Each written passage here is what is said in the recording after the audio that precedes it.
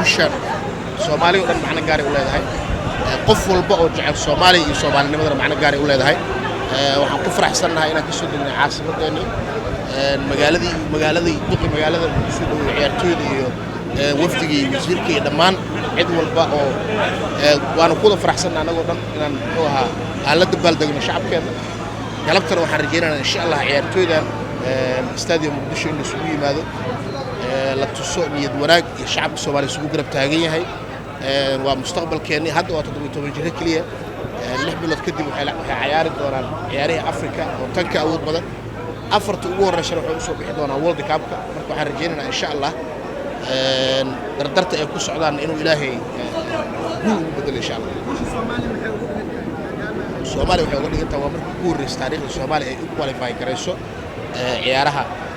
Africa Cup of Nations under 17ka waa taariikh macal Nuur Amiin iyo ciyaartooydan garabka u dhigta Soomaaliya oo inay ka farxiyaan yaa ma hadda koowaad tan labaad iyo tan saddexaad ba insha Allah marka waxaan rajaynaynaa insha Allah Soomaaliya meel walba joogaan iyo dibad in la garab istaago ciyaartooydan iyo macallinkooda